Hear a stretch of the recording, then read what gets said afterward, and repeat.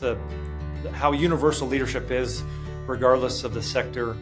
And I was less about help me find a job. It was really more about learning about leaders. They look up at the captain, and if he or she is calm and smooth, and it can kind of calm everyone down. How am I bringing the weather to my team? What is one practice I can adopt to stay aligned with what matters the most?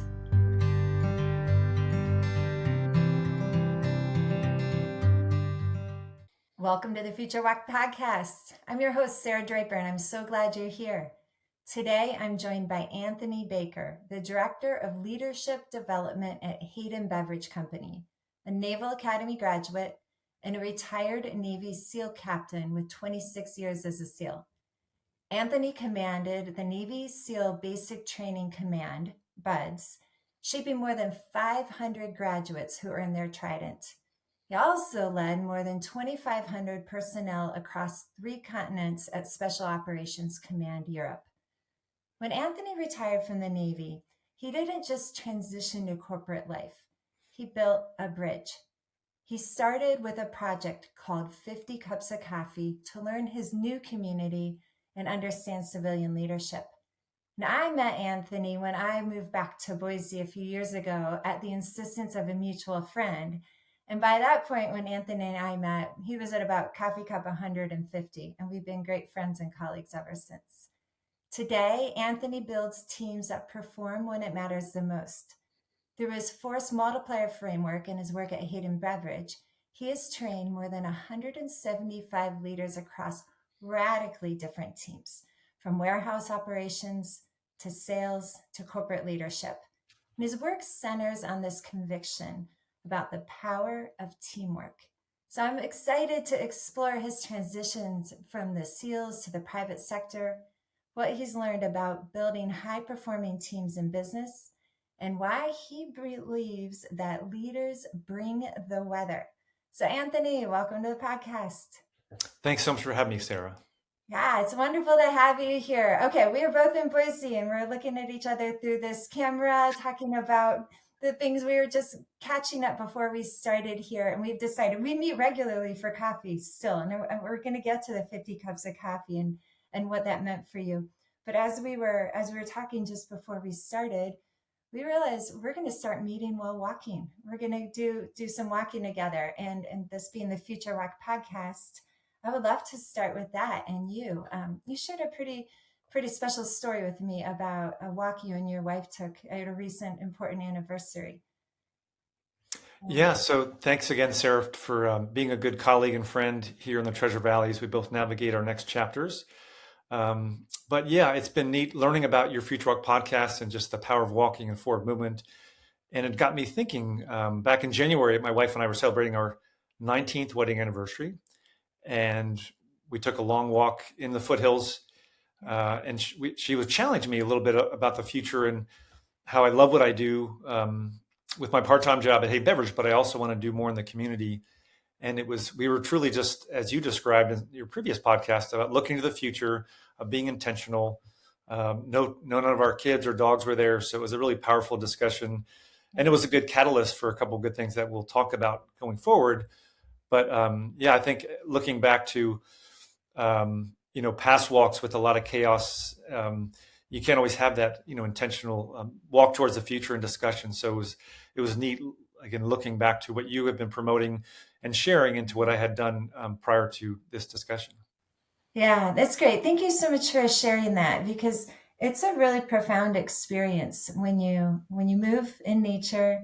You have a conversation with someone side by side. There's a flow, there's a creativity, especially when it's someone who's a really important part of your future, like your wife. And the origin of the Future Walk was a similar walk Rod and I took well over a decade ago.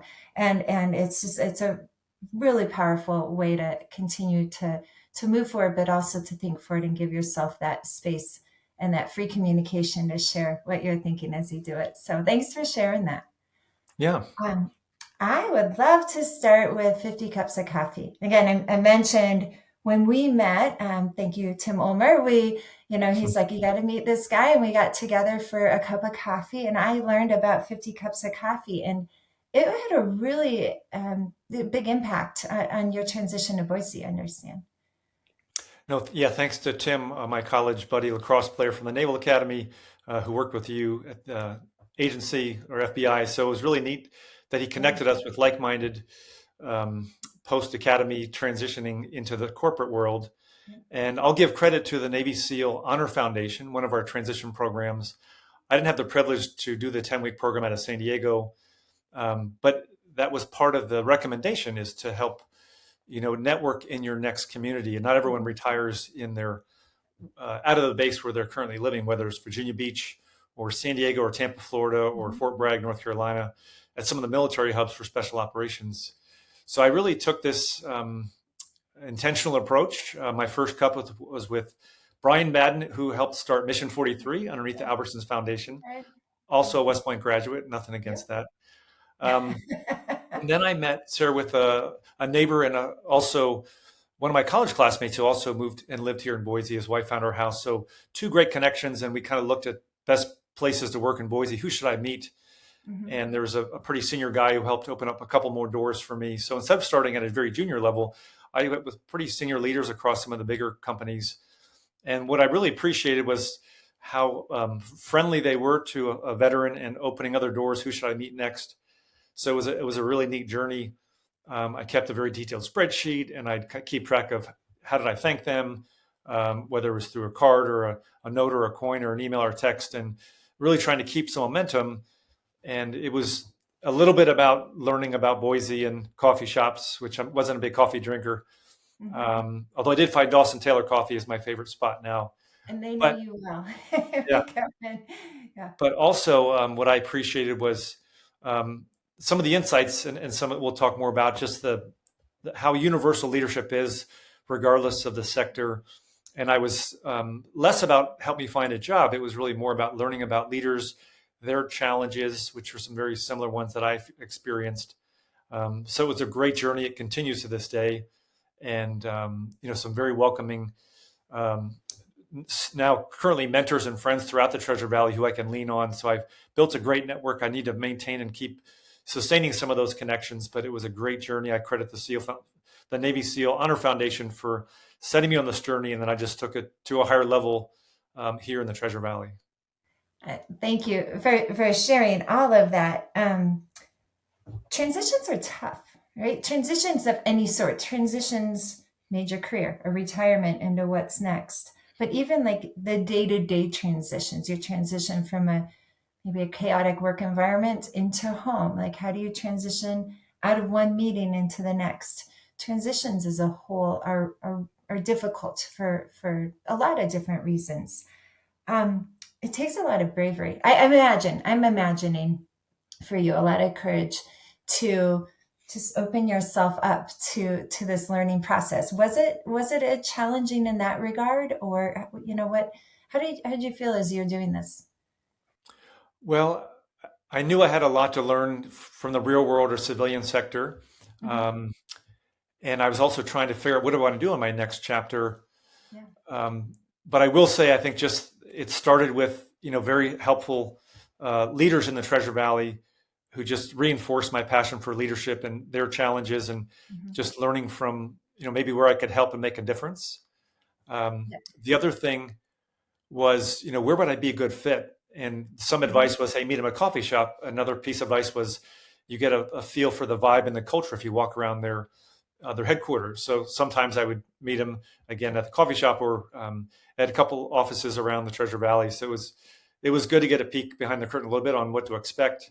I remember walking around Simplot and just learning a little bit about their culture and Casual for Gene Fridays. They did a fundraiser, Hmm. but it was just neat, between Albertsons and Micron and Simplot St. Luke's, just learning some different businesses. And again, some of those I did in person at their location.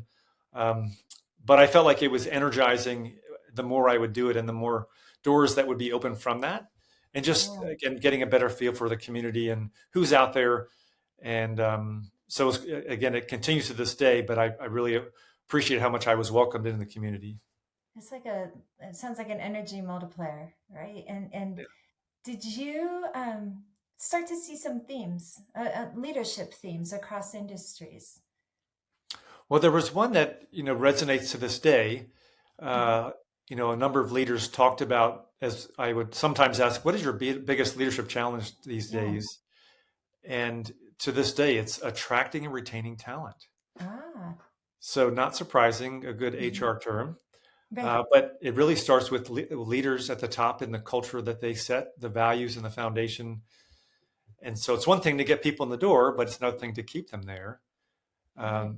And if you create a strong enough culture, people will be less likely to leave for a salary difference. They feel like they're part of something bigger, part of a good team. They're aligned with the Mhm. values, I'm a big believer in that alignment Mhm. piece. And so, yeah, it was really neat to compare notes on my past experience. In the SEAL teams, we didn't have to attract talent. It was Right. through, the number of real world events that Mhm. really energized the recruiting, Right. from the Act of Valor movie to capturing Bin Laden to, the pirates off the coast of the Horn of Africa. There was a number of missions that really put us front and center. So we didn't really have Mhm. that challenge, but more so in the civilian world. So it was some good discussions on how do you maintain that culture, how do you lead from by example and make yourself visible, how do you lead dispersed teams, which I had a lot of experience doing. Mhm. But the talent piece really resonated. That was kind of a through line that it was a little difficult to relate to since I didn't have to, again, my Yeah. past experience, but it was a good reminder going into the civilian world of not everyone is as motivated and is coming Mhm. in with as much conviction. Mhm. So the importance of establishing a solid foundation, a good culture where people want to come to work, was even that more important.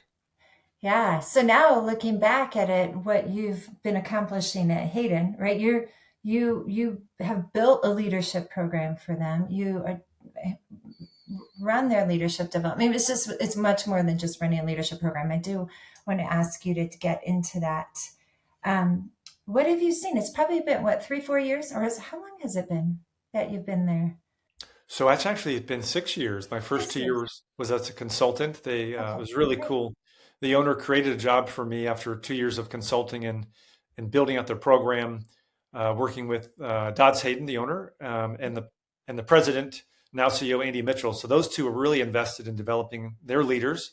And instead of taking an off-the-shelf program that was a bit rigid, they brought me in to help create the program, and it was tailored programs. So I interviewed hourly workers from delivery drivers to guys and gals in the warehouse to up to the executive team, and tried to identify some leadership gaps. But it was a very unusual for a distributor, beverage distributor in this case, to have Mhm. a director of leadership development. So they created a position after 2 years where I've been working part time, 30 hours a week, but it's a really rewarding job to help, as Dodd says, we grow our leadership ecosystem Mhm. based on the company values. We're speaking a common language through the company values and our leadership tenets or expectations. And so that's been a really neat opportunity to build teams of connected leaders over the past 6 years. Yeah.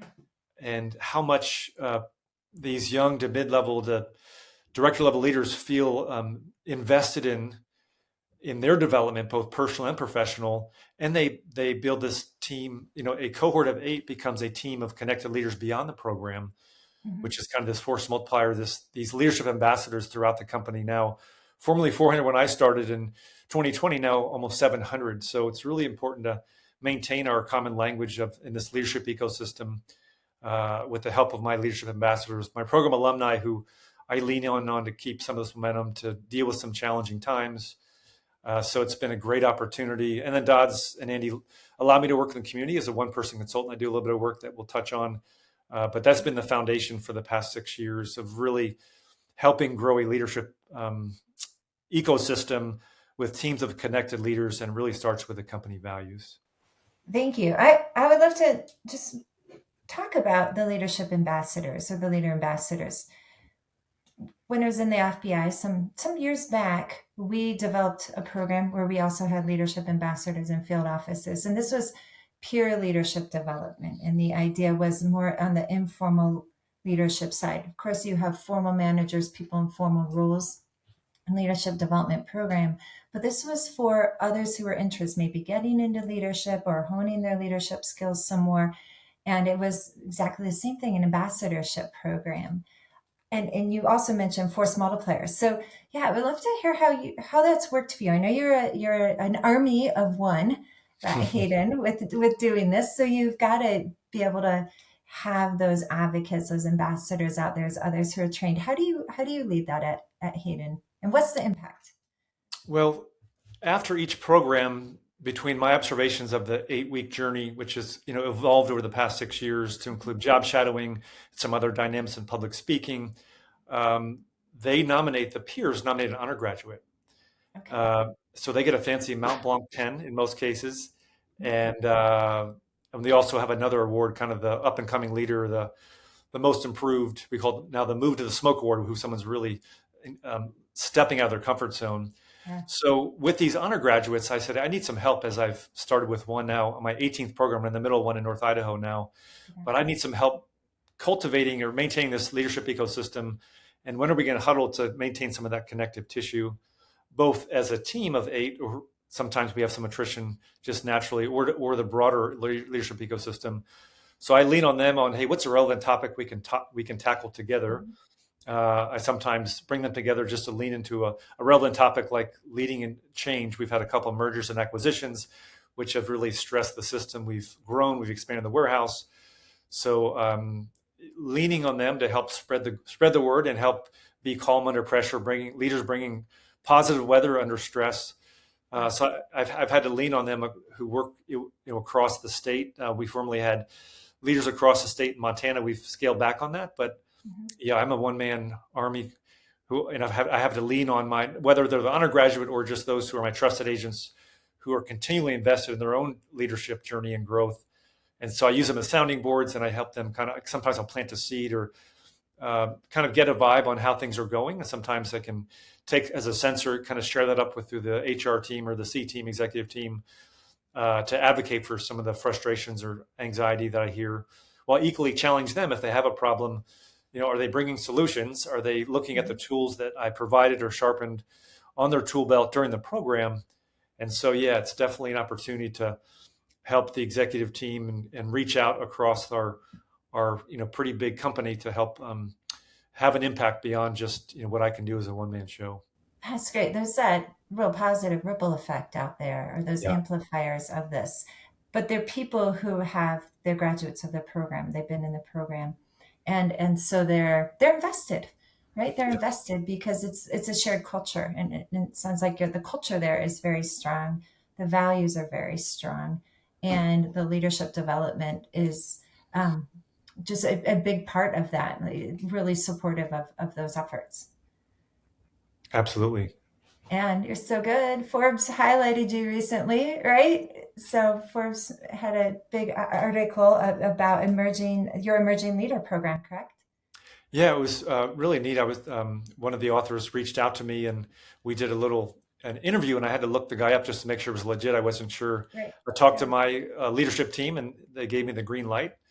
And it was a really neat opportunity to highlight the program, which, is I mentioned, is unique for a beverage distributor, and also Mhm. how do I scale it across high performing teams. And I've been I've worked with one of my colleagues across the Treasure Valley. There's a learning and development peer network, and one of the gals had emotional intelligence as one of her focal points. And while Mhm. I've been teaching soft skills or human or people skills, I hadn't necessarily framed it in those exact terms. But for the past 3 years, I've really leaned into EQ, emotional intelligence. So it was a good angle that we took, and some good examples of how I've tried to emphasize some of the important aspects of self-management, or sorry, Mhm. self-awareness of knowing your triggers, Mhm. of how do you manage those, how do you keep a trigger log and keep each other in check, and how do you bring positive vibes or weather, not only in your professional life, but with your personal life. Right. Um, and so it was a really neat feature that's given some good visibility. It's not about, I hate talking, as a quiet professional Navy SEAL, we don't talk about ourselves. Right. So it's nice that someone else could showcase this program, Yeah. because I'm not one to kind of, get out there and promote myself or my program. So it was a great feature article. And it was a neat opportunity to showcase Hayden Beverage investment in their people as well.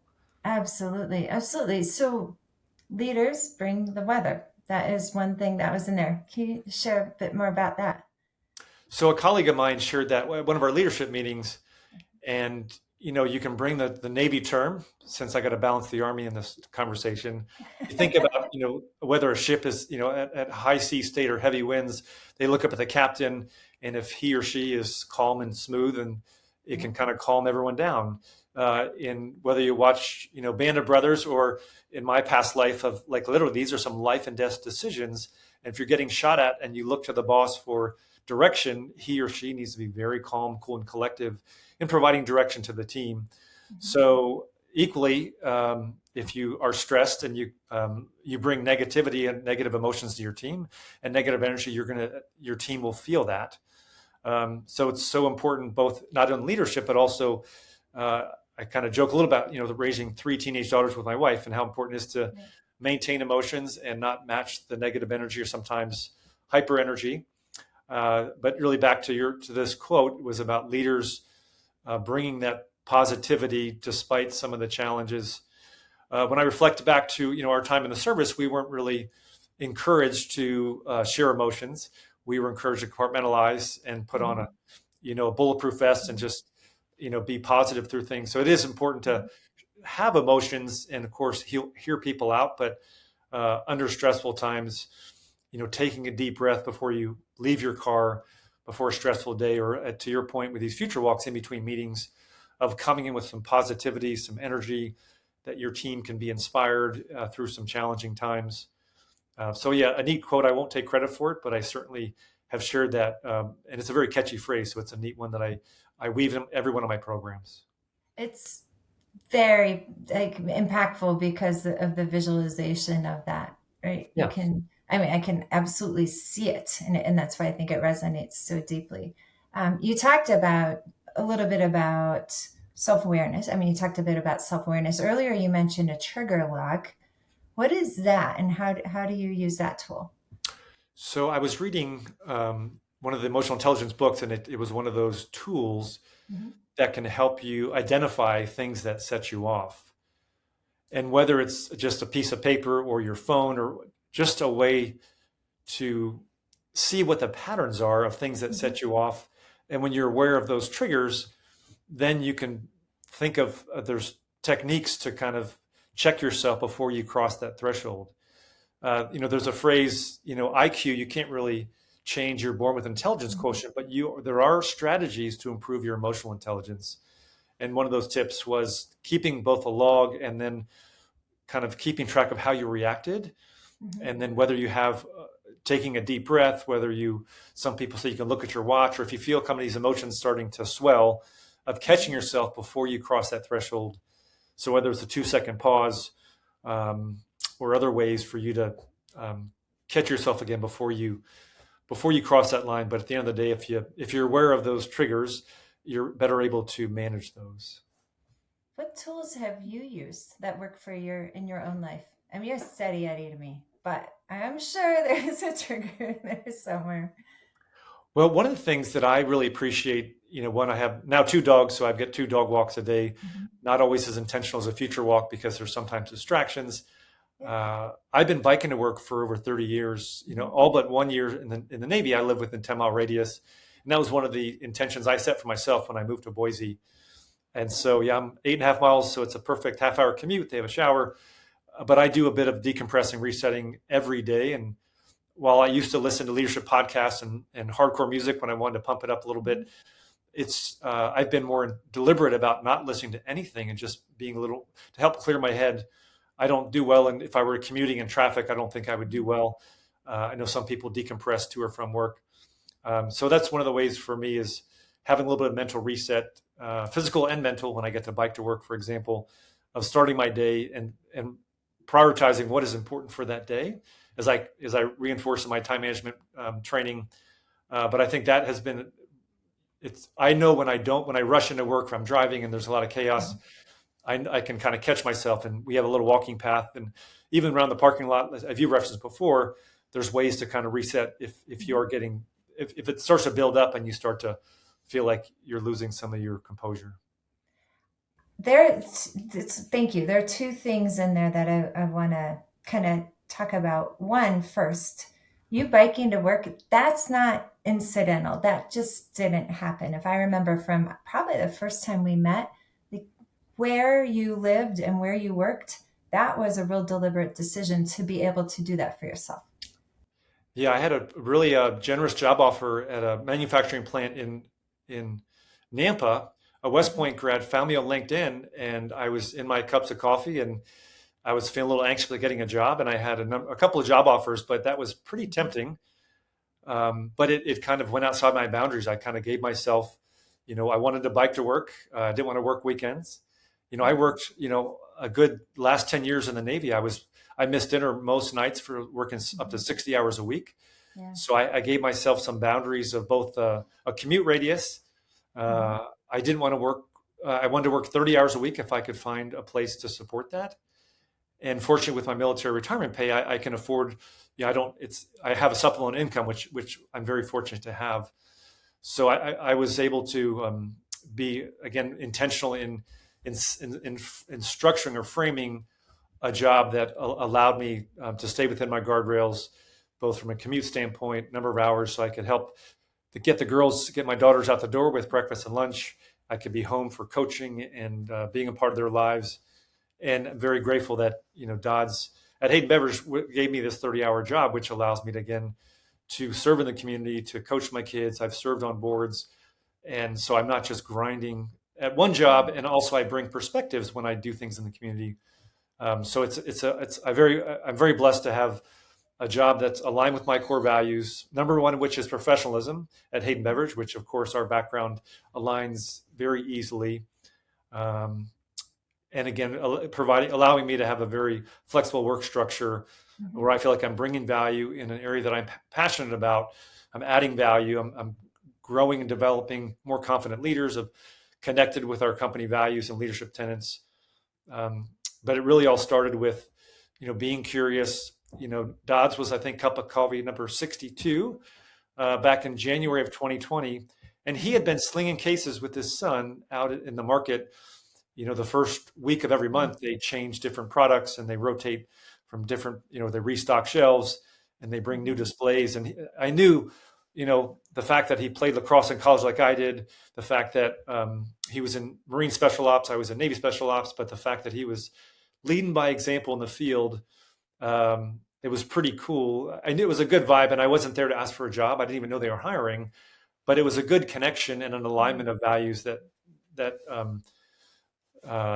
really instigated our conversation, where he introduced me to the president, and then we started talking about this leadership program. So it's been a great journey. Not everyone, when they transition, Sarah, we talked earlier, Mhm. finds a good fit. Mhm. Sometimes people rush to a paycheck, or they're an executive leader, a high-ranking military colonel, captain, general, admiral, and they stay in the executive C-suite. Mhm. Uh, and while it's good for the ego sometimes, and you contribute at the strategic level, Mhm. sometimes if your transition plan was to have more time with the family, you lose Mhm. those guardrails that may have Yeah. set. Um, so anyway, when I advise those who are transitioning, I always make it a point to encourage them to find a good fit. Yeah. And when I describe my scenario to a couple of my friends, and they're like, "Man, I wish I could find a deal like you have." And so it's kind of neat sometimes when I've it's kind of like in parachuting. When I was getting out, it was guys that Mhm. have already landed, guys in midair, and then guys who were about to jump out of the airplane. And so when I was about to transition, I was looking at guys who had already landed, Mm. uh, and just Mhm. getting some advice, some mentors on how they navigated their transition. And then next thing you know, I was in midair coming into from Stuttgart, Germany to Boise, Idaho with my wife and three kids, and one dog at the time. And then now that I've landed and have navigated my runway, I've tried to pay it forward to share some of those insights and holding up for a good fit. And one thing which I really appreciate, is through the Mhm. SEAL Future Foundation, I'm getting my International Coaching Federation ICF Mhm. certificate. I'm two-thirds of the way through my program, and that's one of Excellent. the jobs that I'll be helping with the SEAL Future Foundation, is helping transitioning SEALs. Some of the coaches I understand are a little bit younger, and I'm retired as an '06, so I had a lot of experience, and I've in raising a family, I can bring maybe a more experienced Right. perspective. So Right. this idea of I had great people mentoring and coaching me in my transition. I've been through it. It's been 6+ years, and now it's nice through Mission 43 and connecting with veterans in the community while around the country. For those who are getting out, we have some good conversations on just advising each other as we navigate the civilian horizon. That's fantastic. I mean, so much goodness there. For our listeners, Mission 43 is a veteran organization that Brian Madden, who was your first cup of coffee, created with support of the Albertsons Foundation to support veterans, to make Idaho a fantastic place for military veterans to end up. And we are both very involved in that. And it's just an incredible organization on a lot of different fronts. I want to get to some of the other community work you're doing and those bridges you're building. I just want to kind of share a quick story that to maybe illustrate how you also model this. So you talked about the president and CEO, right, of Hayden, how he noticed him out one day loading trucks with his son, right? So one day I'm walking through our local grocery store. This is some time ago, and I hear this voice call out to me out of the nowhere down some aisle. And Boise is not the most rowdy place in the grocery store. So this voice calls around, and I turn around and I see you standing there with a Hayden shirt, stocking shelves. Right. I'm like, what's going on? And you're like, oh, we do this, like the leader. So tell us about that. I think that's such a great way to stay in touch with what's going on at different levels of the community. What were you doing there? So similarly, as I mentioned before, it's usually the first week of the month, Tuesday, Wednesday, where Hayden Beverage, they service both bars and restaurants, which is known as on-premise, and off-premise are all the grocery stores and convenience stores all over the state. And so there's an abundance of product that comes in. They change out some of the displays. So all leaders at every level are encouraged to leave the office and come out and help the guys and gals who are slinging cases and loading and unloading. And it's interesting, when I was first doing this, there's an Albertsons nearby in State Street where I was doing it. And there was another distributor this guy was all by himself. And we had this army of people from Hayden. And he was just, you could tell, he was like, wow, it's pretty cool that your leaders do this. I talked to store management, again, another example at Albertsons, where they're like, yeah, the fact that the owner and the president are out there every month, it really shows a connection and authenticity of really being out there with the guys and gals, leading from the field, we call it. And so I volunteer as well. And it's a neat opportunity, not just to help out, but also I look through my leadership development lens. I talk to store managers or the receivers, and I say, how's Hayden doing as a company? Anything we could do better? Anything I can, with my first, they're surprised that my job exists, which is pretty cool. Yeah. And then I say, is there anything our leaders could be doing better? I've got a lot of good feedback, and there's always some opportunities that I can bring back. So I try to, I wear my Hayden name tag. I try to, that's part of our professional core value of our our professional appearance in the market, and dressing for your day. So it's a neat opportunity that trickles all the way down from the top leaders. And we, the first week of every month, you see leaders at every level helping out in the market. And it shows that connection. I ask new employees, how's it going? Sometimes I'll, ask, where did they come from? How did they learn about Hayden Beverage? So for me, it's kind of a sensor. I can pick up some really good atmospherics, some positive. Sometimes there's some challenges that we could do better. So yeah, it reoccurs, and it's an expectation. It starts at the top that leaders will be in the market helping out. That's so great to hear, both the positives as well as those challenges, right? To get out there, to talk with people, to hear what's going on, to experience what's going on, to talk to your customers about their perspectives on it. Invaluable. Yeah. I think back, Sarah, from this idea of leading dispersed teams, and, there's pictures of people leading at their desk and staring at screens. But I reflect back to this. I was asked about leading dispersed teams, and I was second in charge of a 350-person task force all over the Middle East, from Kuwait doing shipboardings to doing shipboardings off the Gulf of Oman. We had guys in Afghanistan. We have guys in the Horn of Africa and Djibouti, all over the Middle East. And I was there were some requests coming from different teams, and I was like, I need to get out there and talk to these guys. So I was able to hop into some space-able flights, a C-130, and but it was like a 10-day road trip, Sarah, that I really was able to connect with both the task unit commander at each location. I could understand their challenges. In Djibouti, for example, we were just starting our base there. And in this case, they were very minimally resourced. Their Army brothers had a lot of resources, but it gave some perspective to, hey, I've got some authority here. I can help allocate resources. It makes sense what they're asking for, and just getting out in the field and connecting. And then also you put a name to a face. We had a team in Hayden Beverage spread across Montana. When you're barking orders from a computer, no one knows who you are. And when you've gotten out of the office, you've made the trek, you've built that connection. You can more easily have those tough conversations. You can better champion what they do. You can advocate. So little trips here in the Treasure Valley are pretty easy. And then making treks like I've done to Sun Valley, to Idaho Falls, Twin Falls. My current program is up near Coeur d'Alene in Post Falls, North Idaho.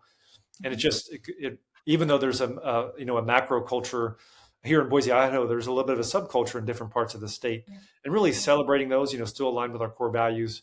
Right. And then just, feeling like they're being invested in. So I go up there every Wednesday for 8 Wednesday afternoons, and I run this program. We still do a job shadowing, and, the in-person connection, as is just so powerful, and able to, we'll talk more about building trust and vulnerability in these sessions, how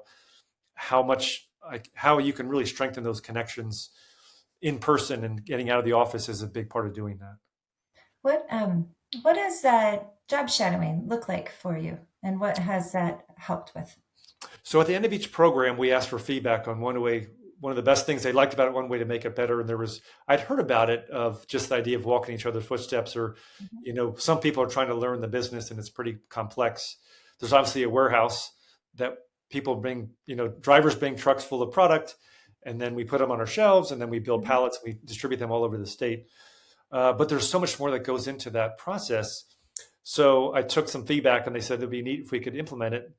But we don't have like a full day to stop what we're doing. So it's sometimes only an hour before the session. Sometimes we'll go in the market. But people really talk about a day in the life and share kind of how their job involves communication, whether it's externally to our suppliers, distributors, to our leaders in the market, store management, or some of the internal communications and processes that have a lot of interdependencies. So it's been really interesting to understand that from a sales team, they go out in the market and they place an order, and they need to get it in by a certain time. So then the warehouse guys can process it and then get it ready for the trucks. But I remember one of the programs, it was a big aha moment. If they didn't get their order in on time, then it would get picked later, and then it would affect the distribution all the way down to the southern part of, in this case, Lewiston, south of Post Falls, North Idaho. And it was it's really neat to see again, like I said, aha moments where we realize, wow, now I understand why that happens. Or someone sends an order to the office, and they realize, wait a minute, there's other people sending orders. They're not just about you. So some of the office folks have communicated their jobs and how they have so much going on. That's why we have deadlines and processes to follow. Sometimes we have a 911 driver that can, if it's something gets late and we need to service like a, high-end restaurant, for example. But through job shadowing, just again, appreciating some of the dynamics and challenges of people's jobs. I always ask best part, worst job, most frustrating part, just to add a little bit of color to it. But I will say I'd love to scale this as well. There's just a lot to learn about everyone's job, and getting out of your siloed department where you think it's all about you. So it's been a powerful way to build connections, not just through the program, but it continues beyond, and an appreciation for, like I said, the interdependencies has really helped lubricate some of the friction when there is, instead of finger pointing, you kind of look for solutions versus, blaming each other for what went wrong. Yeah. So the appreciation of what's going on begins with that awareness of what others are doing and those impacts. So across your, bringing all this, right? You've built bridges externally. Certainly, you built it within the Navy. You built it when you were over in the Middle East. You understood that and tried to get at the ground level and understand what's going on. You've trained and led the people at Hayden to do that internally as well. You're also doing that in the community. What are some of the things you're doing in the community, and what's driving that? Well, I mentioned earlier that I didn't want to work strictly, 50, 60 hours a week, and I could, drive hardcore like I've been doing my last decade in the Navy, especially. Yeah. So, Mhm. um, with Dodds, he supports this, as does the now CEO Andy Mitchell.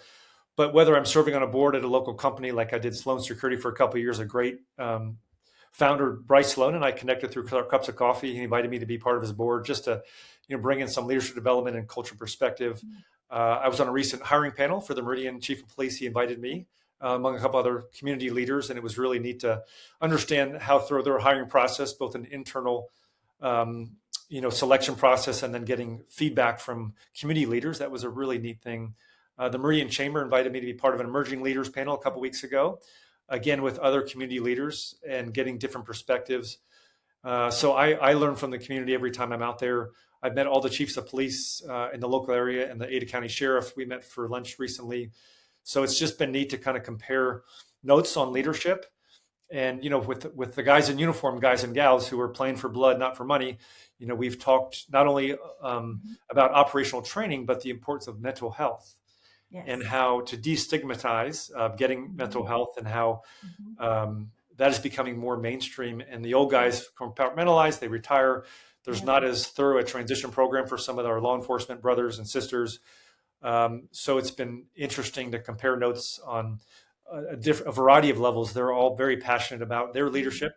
A number of them brag about sending their leaders to the FBI leadership training, which is awesome that National Academy, they yes. get out of the Treasure Valley and they get Academy. great Mhm. perspectives. Yeah. So Yeah. it's been really neat to connect with my brothers in law enforcement around the Treasure Valley, and comparing some similar notes. There's we see stuff that not every civilian Mhm. gets to see, and how do you process that, and how do you Yeah. what help is out there for you. So I appreciated that, how aligned we are in a lot of these areas.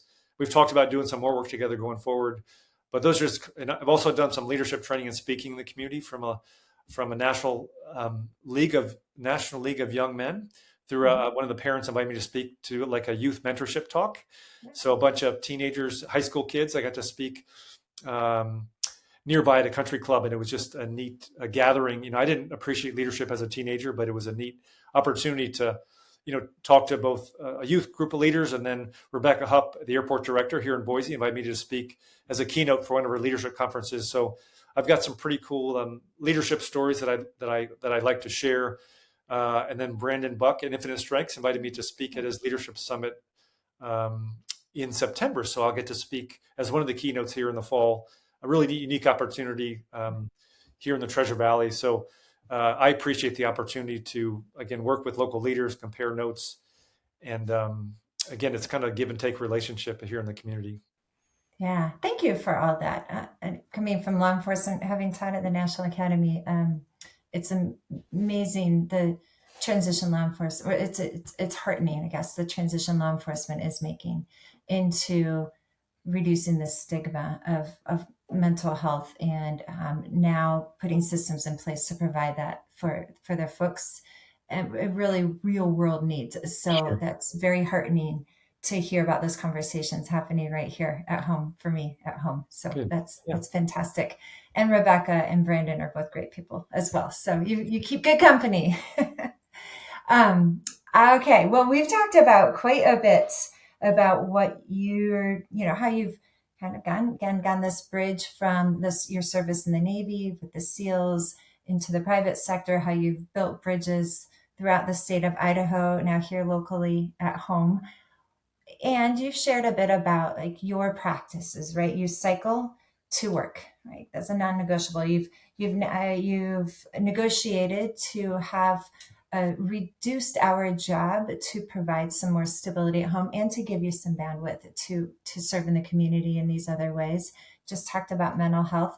What are some of the other things you do? I mean, that's a lot right there. That's amazing. Are there other things that you do to stay healthy so you can continue to? I mean, you operate at a very high level. And so, are there other things you're doing to be able to sustain that? Well, one of the things that I really take pride in is I got paid to exercise in the SEAL teams, and I have a gift for endurance. So I've done, over 100 triathlons. Yeah. My first run ever at the Naval Academy was a marathon at age 19. Someone challenged me before I'd never even owned a pair of running shoes before the Naval Academy. I just played soccer. And so anyway, my first triathlon was a half Ironman. Uh, and so I sometimes do things a bit extreme, but I also had some overuse injuries over the years. But at age 40, I did an Ironman for my birthday. I did a half Right. Ironman and I was really tight. And through the Navy SEALs, we brought in a stretch doctor who's really kind of reset me and helped me heal some overuse injuries. So one of the things that I've done, his name is Joe Hippensteel. It's called Ultimate Human Performance. And he really helped kind of reset me for the importance of range motion and flexibility. Yeah. So I do stretch every day. I just did another half marathon with my daughter, the Redfish Lake up in Stanley, Oh, Idaho a few weeks ago. And I beautiful. always want to be able to keep up with my kids. I know when I was coaching soccer, I would try to do run laps with them and do ladders Mhm. to be able to keep up and lead by example, lead from the front. So I do want to stay active with my kids and my grandkids someday. So I'm more intentional about stretching Mhm. every day to kind of maintain my flexibility and be able to compete, not necessarily at the level I did in my 30s, but also, still be respectful for my age group, as well as just being a good, having the ability to train and race with my daughters. Again, not trying to, I mean, she'll podium, which is good. I'm not worried about me. But she won her age group again at the half marathon, which is really awesome. Nice. Yeah. So it's just, I think, being active with the kids and that they know that's part of my lifestyle. And maybe I'll do an extreme workout for me, and then I'll do something with the family. We hike, as much as we can. We live within Mhm.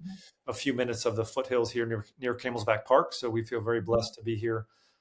So I think again, flexibility and it's just part of the lifestyle. It's just we get out, and it's not always, like I said, it's intentional with the dogs and some of the chaos, but just listening to Mother Nature and being out there. Sometimes we can drive up Bogus Basin and get higher up and get Mhm. a little bit of green up there into the Right. trees, and that's even more powerful.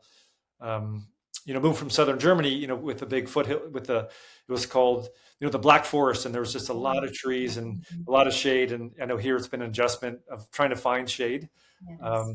but it's still just amazing trails, and you got to get out early in the morning these days in the summer months. But I think just staying active, keeping forward momentum, and doing it with your family and friends. It's just a way to kind of connect. I don't necessarily go to the bars, but going on mountain bike rides or hiking or trail running has been a way that I've maintained some connections with my buddies here in the Treasure Valley as well. That's great. Yeah, I know one of the people who rides with you. So I probably know a few of them. I don't ride with you, probably for a really good reason, but I can hear about the rides. All right, Ultimate Human Performance. I love that. Is that online or in person or? So yeah, Joe he does training around the world now. He was doing it Okay. with the SEALs and a couple of professional sports Uh-huh. teams.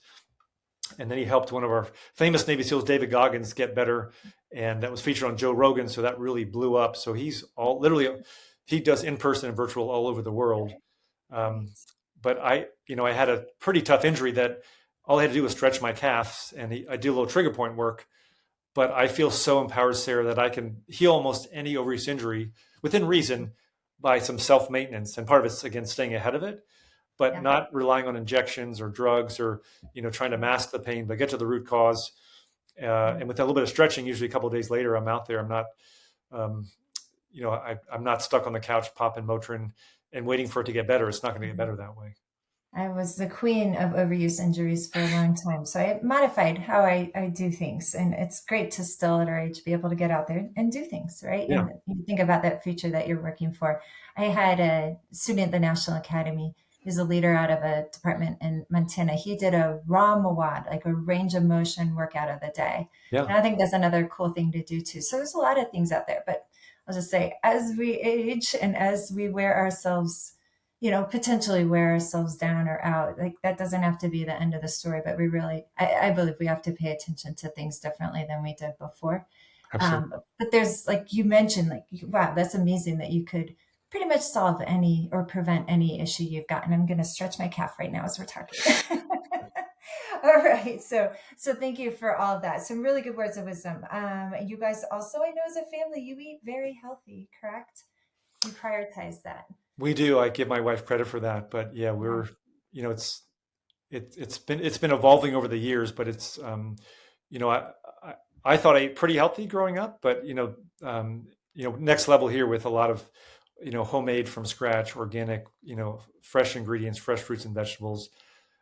So yeah, she's been really leading the effort, and now we shop at very healthy healthy grocery stores, and our kids, it's just part of, our lifestyle. And it's interesting whether you travel with someone or you see other people at the cafeteria, like what they eat. And, we cut up fresh fruits and vegetables every day. And sometimes, people, I was joking whether they get made fun of, or other people, hey, I'd love to give me some of your carrots, because all they have is maybe chips and Lunchables.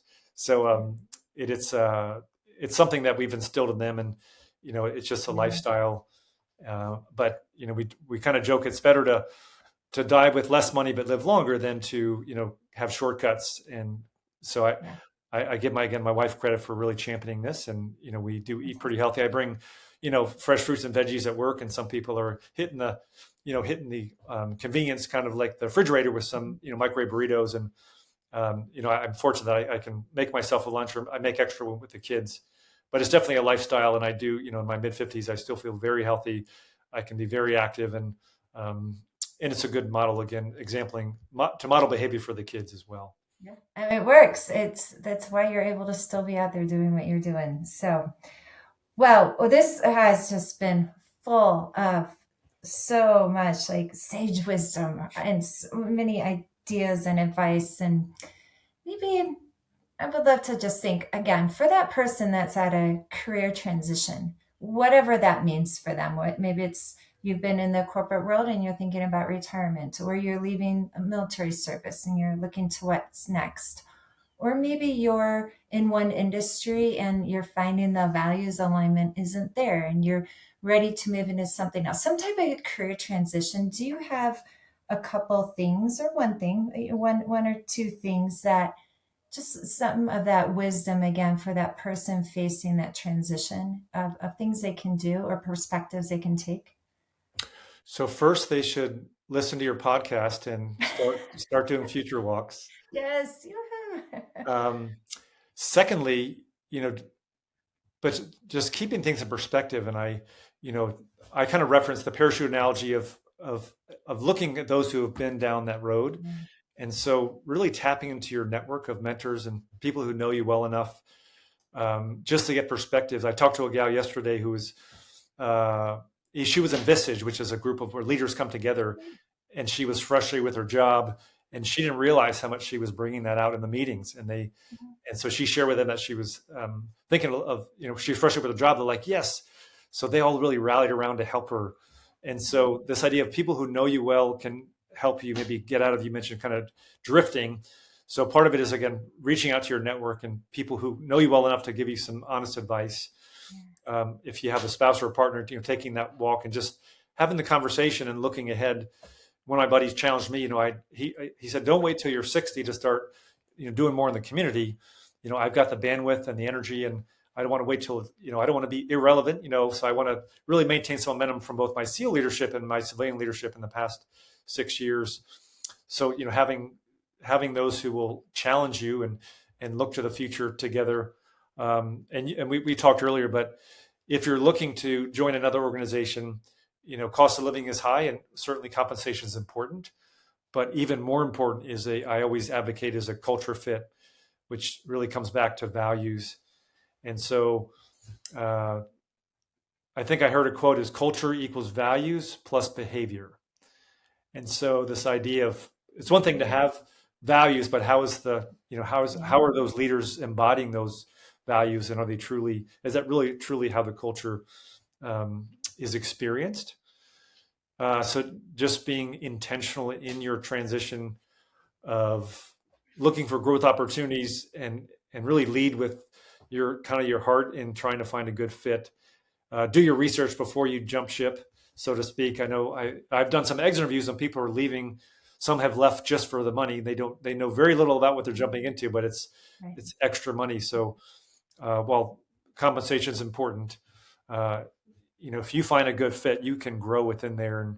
And if you continue to be curious, and whether you're 20s, 30s, 40s, 50s, or leadership in life is a journey, and still being curious and being willing to grow.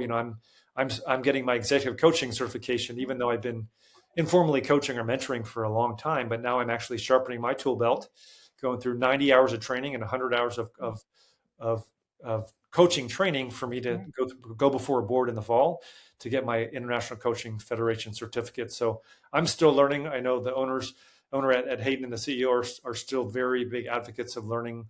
So never being stagnant, but always looking forward and being open to growth. Those are a couple of things that come to mind. And I'm in a great spot now. I feel very blessed with my part-time job and my ability to integrate to the community. Yeah. And if there's books called like Design Your Job or Design Your Life. And so being a little intentional before you make that leap, doing your homework, reaching out to mentors, like I mentioned, alignment with values and culture, then you'll know when you have a good fit. And, it's interesting. There's an employee who I talked to recently who her mentor advised them to job hop, to bounce around and get new experiences. And it's different than a generation that was used to working for decades at one company. So I know when I think about leading teams of diverse younger generations, of realizing not everyone's going to stay. So if someone is, if you flip the script and you're a leader of those who maybe want to leave the company, don't take it personally. You're going to, set their wings. And in this case, my program, you've been to the program. We wish you the best of luck to succeed wherever your journey takes you, and not always taking it personally if someone leaves your organization. So there is a bit of both looking through your own lens, but also celebrating the growth of others. Maybe they'll come back to your company. We have some boomerang employees at Hayden that tried it and came back because it wasn't a good fit. But celebrating others' growth, it just leaving on a professional note. You don't know when you may come back to that company, but as a leader, being open to others spreading their wings and exploring growth opportunities. That is music to my ears. I have been places or in situations where leaving was like, how dare you leave us? I'm like, no, we got to celebrate you. Celebrate you. That just says so much about the culture you have there. It says a lot about you, also the culture at Hayden, and values plus behavior, right? Those add up to culture. Yeah, I think I found that somewhere on LinkedIn. I don't know if I don't own that one, but that was a good quote. It might have been Simon Sinek, actually. That's a great one to highlight. So thank you, whoever Yeah. that is. And thank you so much, Anthony, for your time. We are blessed that you shared all this wisdom with us. I mean, there's just so many important, valuable things in here. It's been a real joy to talk with you and to see how you modeled things like humility and intentionality and being deliberate as you made that transition from the SEALs into the civilian world, and how you continue to give it forward or pay it forward, both internally within Hayden as well as in the broader community. Just so grateful for you to share that with us, and what a great example of living your values. So Anthony, where can people find you if they want to see you, like on LinkedIn? Where do they go, or how do they find you if they want to? I think LinkedIn is probably the easiest. Yeah, I mean, my middle name is Power, so my website is apowerbaker.com, which can be you can get it through LinkedIn. But yeah, I love sharing some of my leadership experiences. I'm excited to do more coaching in the community. I've done some speaking, a lot of pro bono stuff, just to kind of pay it forward. So it'd be great to connect with others in the community. Yeah. Grab a cup of coffee at Dawson Taylor downtown, or grab a cup and then start a walk together. That's perfect. Excellent. So I encourage you to connect with them.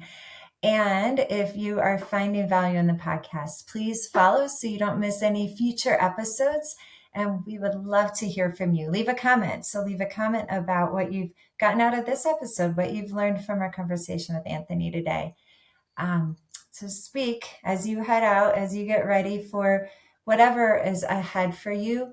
Ask yourself this question: how am I bringing the weather to my team?